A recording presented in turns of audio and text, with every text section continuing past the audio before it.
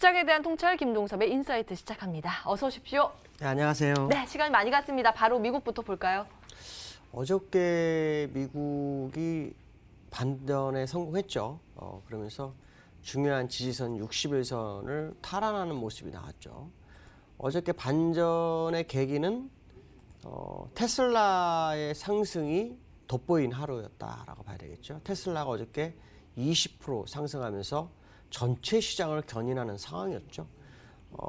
아시겠지만 지금 우한 폐렴으로 인해서 코로나 바이러스 확진자가 미국에서 11명이 나와 있는 상태인데도 불구하고 테슬라가 시장을 이끌어가는 과정이다라고 보시면 될 것 같고요.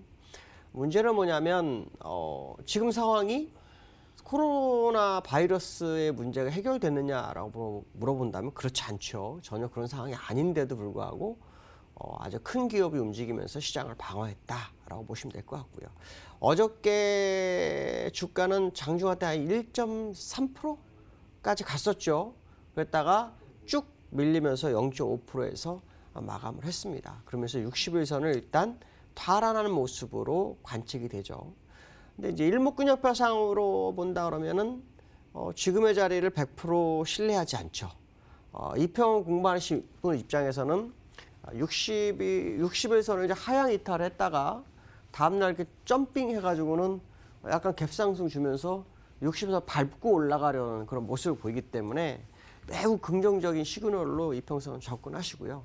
일목을 보시는 분 입장에서는 이 후행 스팬이 갈 수 있는 공간이 제약이 돼 있어서 그러니까 오늘 새벽에 끝났을 때 아주 강하게 끌어올리는 모습이 좀 나왔다면 신뢰성이 큰데 그렇지 못했고 맞고 떨어지는 모습이 나왔어요. 그래서 오늘 밤에 오늘 새벽에 끝난 고점, 그 고점을 돌파해서 한 20 꺾어지는 21선. 지금 보시면 아시겠지만 빨간색이 21선인데 20선이 꺾어진 상태예요. 그래서 그걸 빠른 시간 안에 돌파가 되는지가 중요하고 그게 만약에 정말 돌파가 되면 코로나 바이러스에 대해서 시장이 극복한 미국의 모습이다라고 해석할 수 있지만 그렇지 않다면 지난번처럼 하락하다가 일시적으로 애플 때문에 올리고 또 빠졌다가 또 테슬라 때문에 올리고 뭐 이런 상황일 수도 있다라는 해석을 한번 해볼 수 있고요. 그 얘기는 여전히 뭐 아직 코로나 바이러스에 대한 부담이 시장에 남아 있는 게 아닐까라는 생각을 해봐야 될 것 같습니다.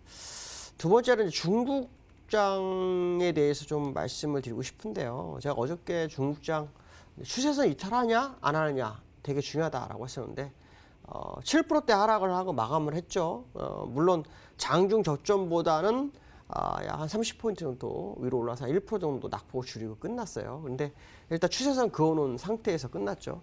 물론 바이러스가 나온 다음에 인민은행에서 계속 자금을 푸는 그런 유동성 장세를 유지하기 위해서 노력하는 모습은 있지만 제가 어저께 그거보다 10배는 더 나와야 될 것 같다. 그래서 금리 인하가 더 중요하지 않을까. 뭐 그런 얘기를 말씀드렸었는데 오늘 현재 2% 정도 하락을 하고 있어요.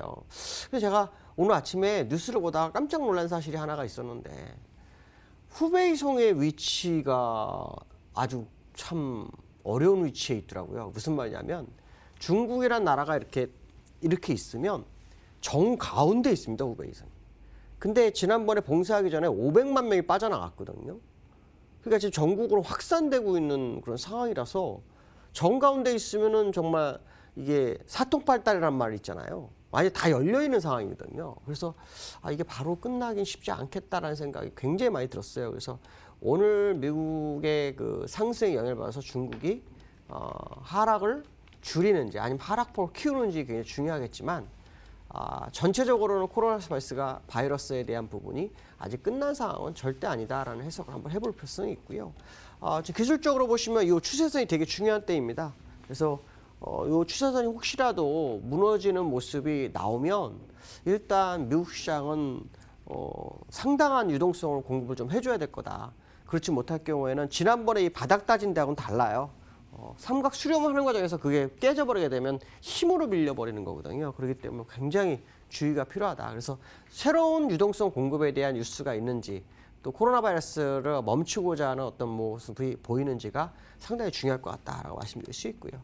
우리나라 시장이 121선 예, 120에서 살아났어요. 근데 좀 아쉬워요. 왜 아쉽냐면 어저께 이렇게 안 끝났으면 갭 두 개가 완성되고서 움직이는 모습이 나왔으면 참 좋았는데 갭이 하나밖에 없어요.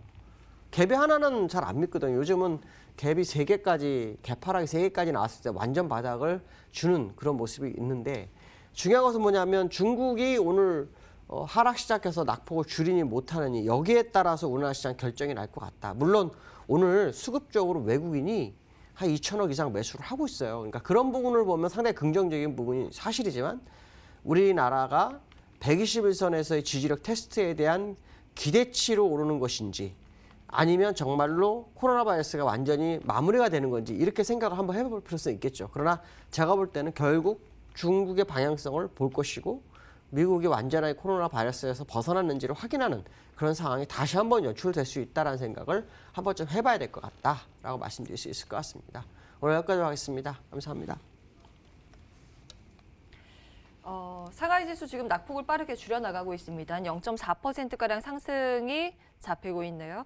최근 냉탕과 온탕을 반복해서 오가는 시장 분위기입니다. 그래서 변동성이 여전히 내재돼 있다라는 조언이 지속되고 있다는 점 유념하시고요. 그러나 이 변동성이 끝나면 언젠가는 봄날이 오겠죠. 그날을 준비하는 여러분들 오늘 되시길 바라겠습니다. 시장 공감태 여기서 마치죠. 오늘 함께해 주신 여러분 고맙습니다.